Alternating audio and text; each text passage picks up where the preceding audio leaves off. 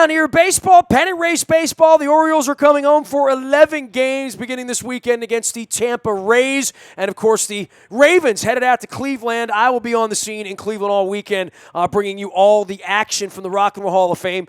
Hence the Led Zeppelin shirt that I'm rocking in the Facebook Live and the WNST YouTube channel video cast of our WNST radio stuff. Brian Dulick covers all things Cleveland Browns. He's out there watching baseball, trying to get down to Berea, cover a little football. But, of course, it's a basketball town, so it's still the offseason there. He is a sports writer and columnist for the Medina Gazette as well as the Elyria Chronicle Telegram and with the Associated Press. We welcome Brian back onto the program. You can find him out on Twitter at Brian Dulick. That's D-U-L-I-K on Twitter. And mascot crazy, just like me, Brian. What's going on, man? How's life? It's very good, Nestor. Yes, nothing like a mascot to make you happy, right? Even when we're having a rough day with our jobs, just seeing one of those furry fellas makes everything better. I was always a Philly fanatic guy myself. I've had the chicken on the show from time to time, Ted Giannoulis, but never had the Philly fanatic on the show. I've had love and war with mascots over the years, but certainly the Cleveland Browns have gotten off to the kind of start that, well, looks pretty familiar to most of you in Cleveland. They have, and the difference, though, is not only is this team really, really, really bad, but even by Brown standards. Yeah, that's the scary thing, Nestor, is this is the worst team in terms of talent that they've had since the team came back in 1999. Fan interest is waning as well. Attendance at training camp was down 40% this year, even though it's free. And believe it or not, you're going to be able to walk up to the stadium on Sunday and buy tickets at the gate because it is not a sellout. Is blackout, like, are we getting to the concerns where the games won't be on? No, because Jimmy Haslam is one of the owners who elected to waive the blackout as part of the NFL policy as of last year. I remember that. Yeah. Okay. You know, I just, when I think of empty seats, I think of games not being on. That was the old inducement in the Art Modell world to say, if you don't, no ticky, no laundry. You don't come buy the tickets, you won't put it on TV. It was sort of a weird little policy the NFL had for 50 years or so. But for the Browns, and I guess for hope, where is it? I mean, last week I had some Cleveland people on. They're like, we don't see one win on the schedule anywhere, and if we do, it better be Philadelphia. Well, Philadelphia was only 3 touchdowns better than them with a quarterback making his debut from North Dakota State. So I'm not holding out a lot of hope, but I figure the Browns are going to win 1 or 2. We just need to make sure this isn't one of them. Yeah, and I don't think there's really any question this won't be one of them. I think they'll find a way to win 2 or 3 games when Josh Gordon comes back, but until then, it really seems hopeless. You know, Josh McCown, frankly, was the best quarterback on their roster. Baltimore fans certainly remember what he did last year when he set the Browns franchise record for passing yards. He gives them a chance, and everybody on the team respects him. So that's something to look forward to, provided he can get through the next 3 weeks until Gordon returns without an injury. Because let me tell you, Cody Kessler, the high draft pick the Browns took to be their third-string quarterback, who's now the backup, looked woefully out of place in an NFL camp over the summer. I mean, dating back to the days when you would enjoy watching Derek Anderson overthrow guys and Brady Quinn bounce balls during training camp a number of years ago. This guy was the most out of place and just looked like he didn't belong in the pro level of anyone I've seen in the last 13 years. Well, when someone says that who has seen 25 quarterbacks now commandeer the guys with the orange helmets, that's a bold statement there, Brian Dulick. It's pretty bad, Nestor. I mean, I can't tell you just how it's almost like everybody's defeated within the organization and certainly around the city when they look at this team.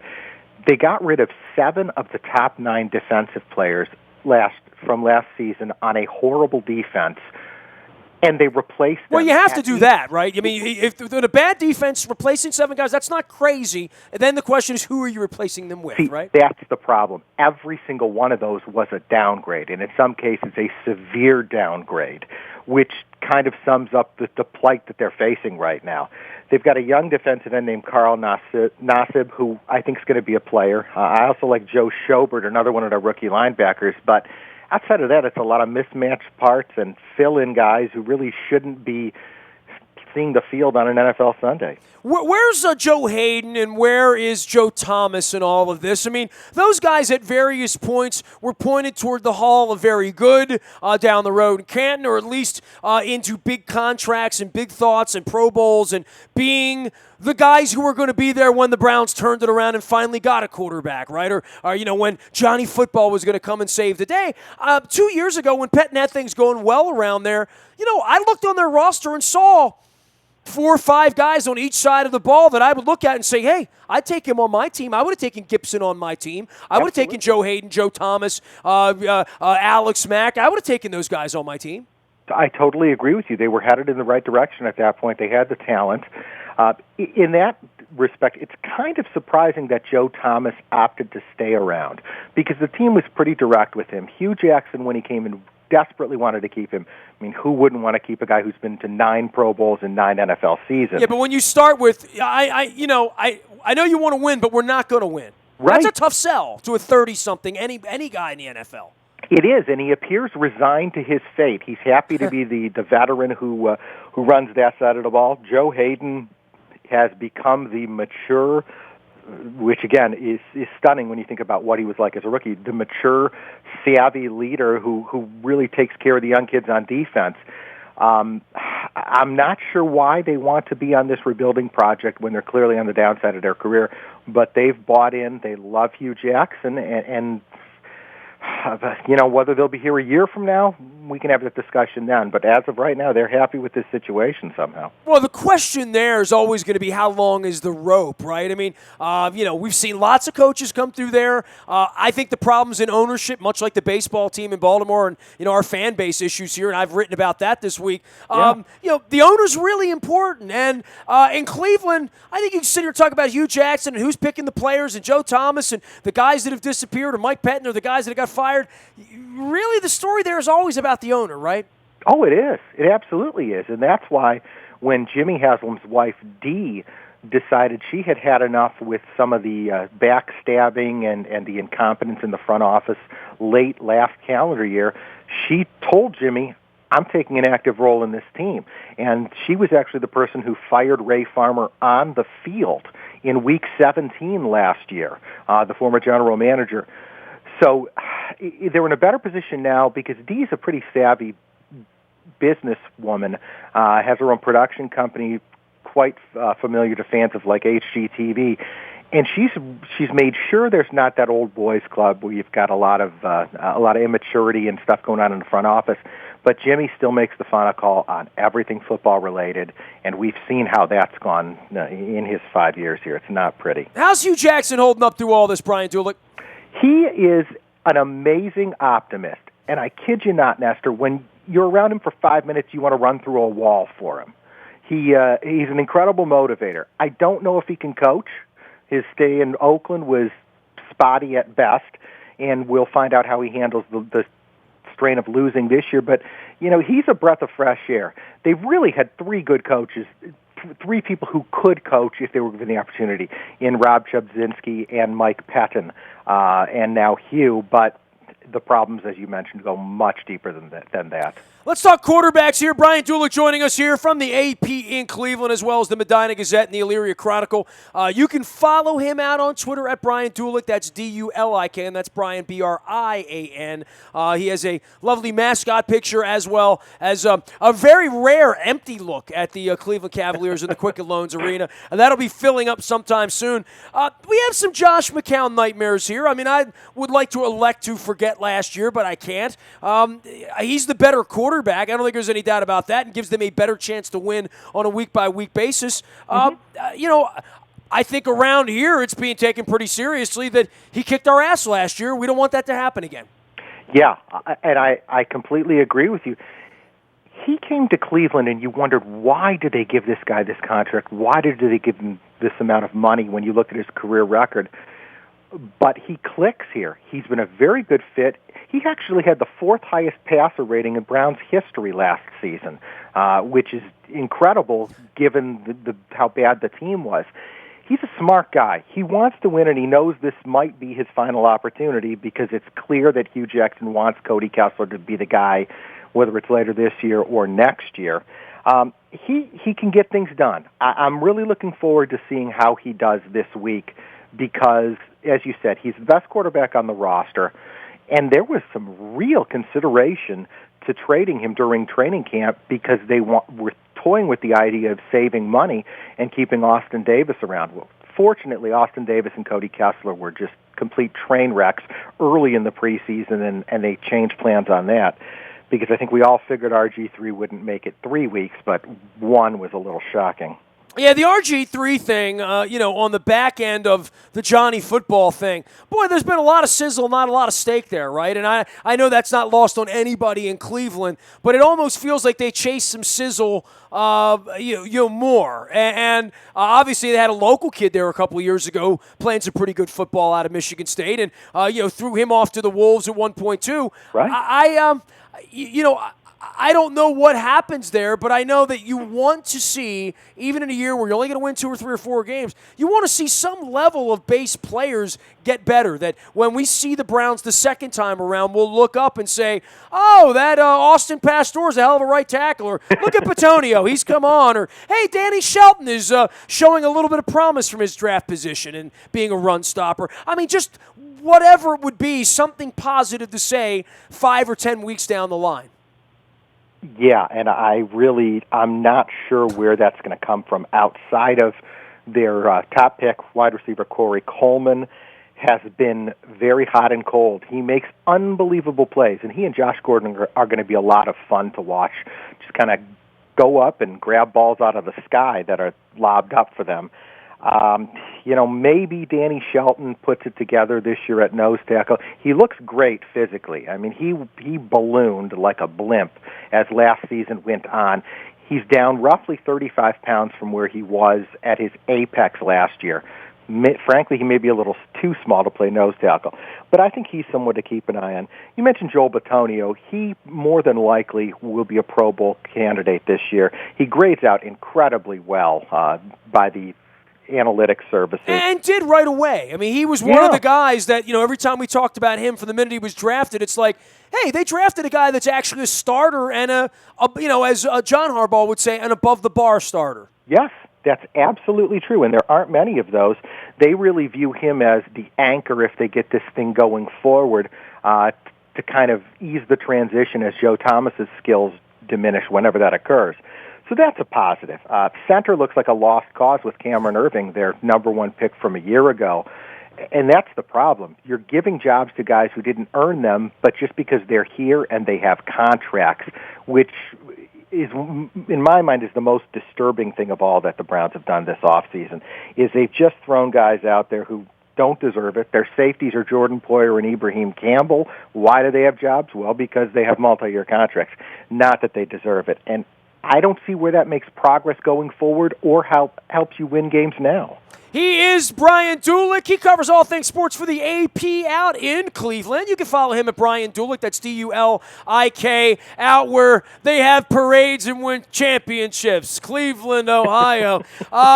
Next month, the Cleveland Indians are going to play some postseason baseball. I'm pretty convinced of that at this point. I know you're on that beat as well. Some thoughts about the Tribe and on the field. We'll get to off the field in a minute about ticket sales because we have the same problems here in Baltimore. But this has been as bright and shiny a baseball season as Cleveland has ever seen, even going back to 95 and 97 when they were powerhouse teams. What the hell's going on out there, not only on the field but off the field?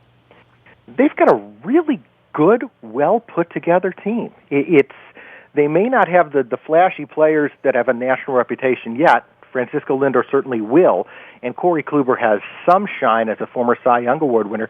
But they match up well against everybody because they've got so doggone many switch hitters.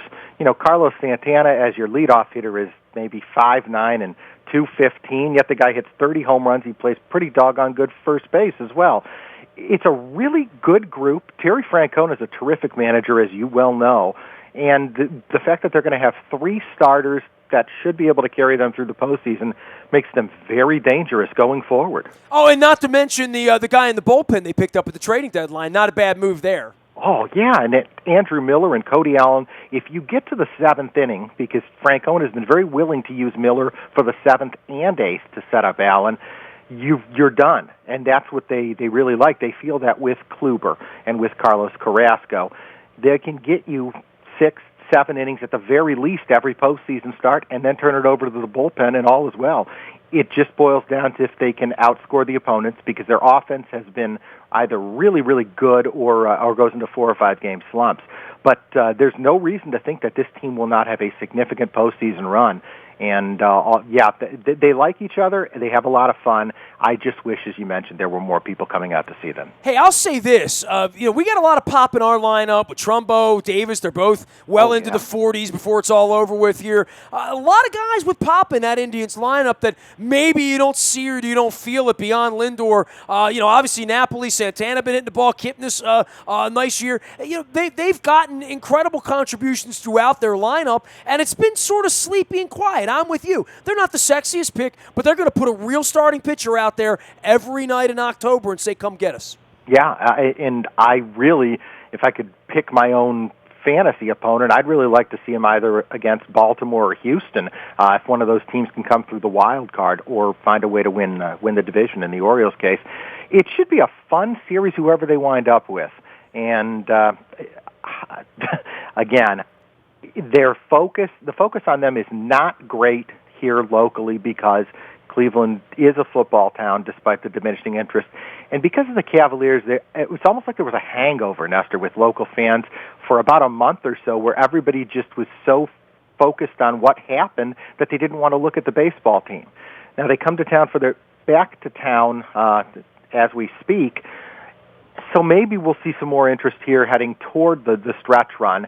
But it's an odd time to be in Cleveland. As you mentioned, we've got the UFC heavyweight champion. The Cavaliers finally broke that drought. Everything seems upbeat, so let's hope they can continue. Well, the games are going on simultaneously. I mean, the Tigers are in town all weekend. Correct. A big series. Certainly, if the Tigers need to win these games, they can make themselves closer to the Indians, but very much on the heels of the Orioles and all the rest of these teams, these 8 teams that are pretty much battling over 3 spots in the playoffs at this point. There's going to be a football game and a baseball game, both at 1 o'clock, a couple of blocks apart in Cleveland. And I know we're getting in there early on Saturday, and I'm considering that Carrasco-Verlander tilt on Saturday at the Jake, as I would call it. Yeah. Why don't people come? I mean, I've written 2 very, very chunky blogs this week, Brian, here at WNST.net about the attendance woes, about my experiences and why I don't go, and then all of the amalgamation of all these excuses. And, and I'm pretty flippant in it. I'm not going to lie to you. April, it's the weather. May, the kids are in school. June, we're at the beach. I mean, there's always an excuse, but in Cleveland, the parade itself and the Cavs and everything they represented, and the national convention being there this year, being in downtown Cleveland, it's not foreign to people there. We had riots here last year, and that's certainly an impact. We had a baseball team come a decade ago, 38 miles away. That has some impact, but winning should help you sell tickets. That should be part of the tonic that fixes things. Around here, they were so arrogant to believe in 15 years when they lost after the Fernandez home run in 97 that once they won, everybody would just come. Hasn't worked out that way. I don't know what the Indians have done to market out there. I'll tell you this. I did an event out there last year. It was the last day of our tour. The Indians treated us better than most teams in Major League Baseball, certainly in the top 5. I have nothing but superlatives to say about my treatment from the Cleveland Indians when I dealt with them on a professional level. And Mark Shapiro, a Baltimore guy, was running it for so long out there. It's a great place to go watch a baseball game, and my memories of that place in 95 and 97, I was there for all the World Series games. I was there the night Hannah Storm got into it with Albert Bell when the Red Sox were in. I mean, I was in the dugout when that happened. Wow. Yeah, I mean, I've long history. I've never been to a better baseball environment in October than in Cleveland in 95 and 97, but that was a long, long time ago. It was, and they've downsized the ballpark so dramatically over the past 2 off seasons to where it's now they claim they can fit 35,000 in, but that's probably a stretch.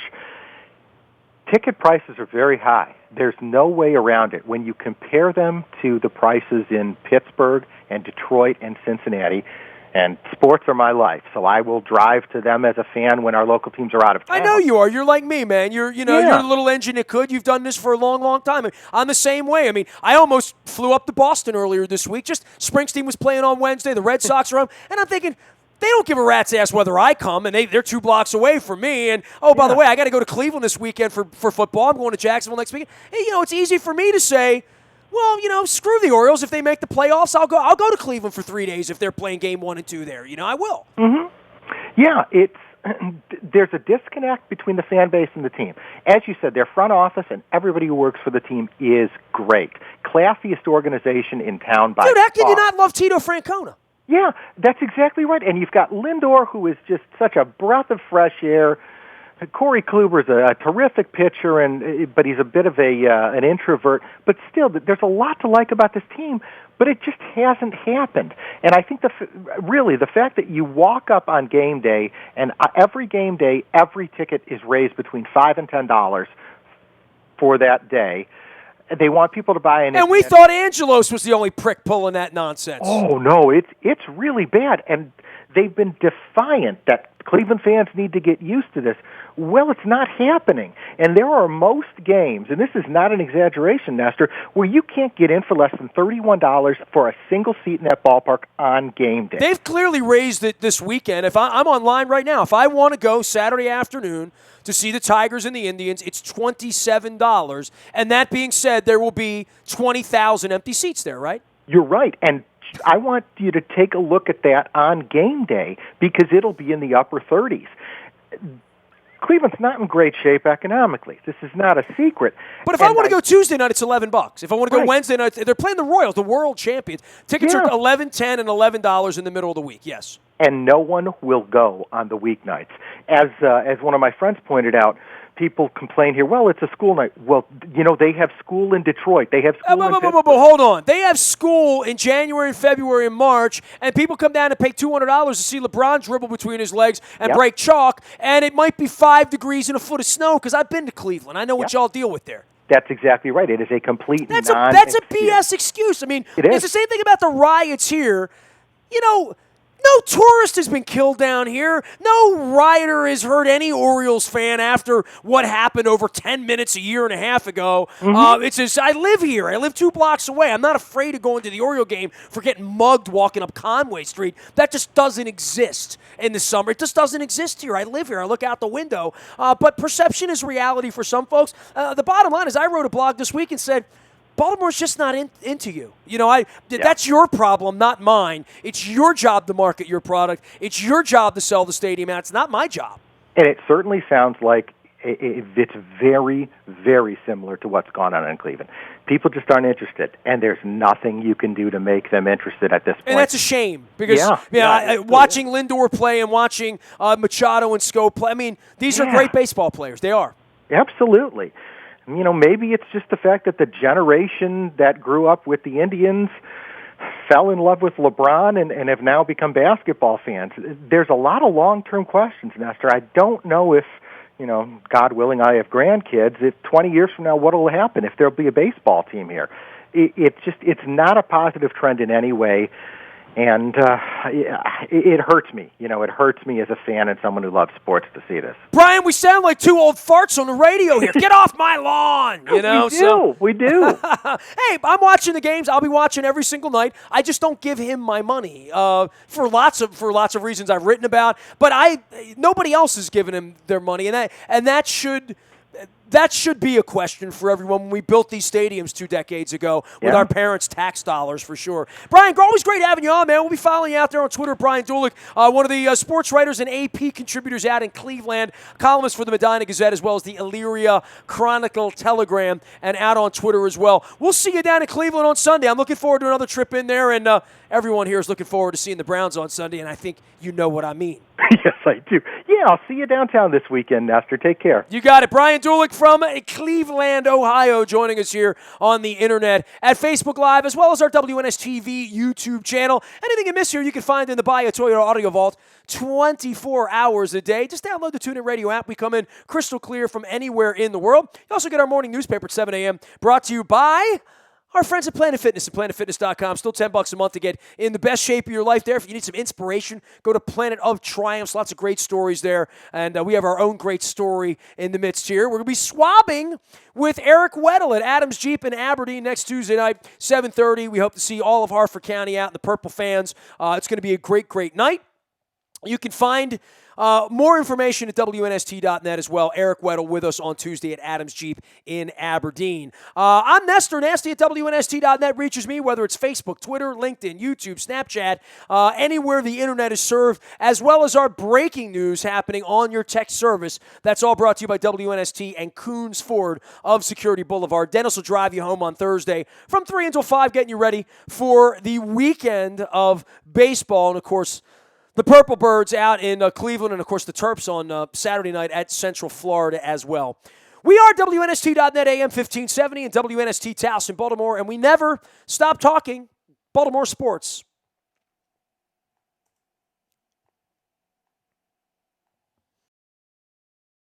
WNST ready for the game in Cleveland. I'll be in Cleveland on Sunday, but Luke Jones will be on the backfields all week in Owings Mills. If there's any breaking news, you'll get it first on our WNST text service. That, of course, brought to you by Coons Ford of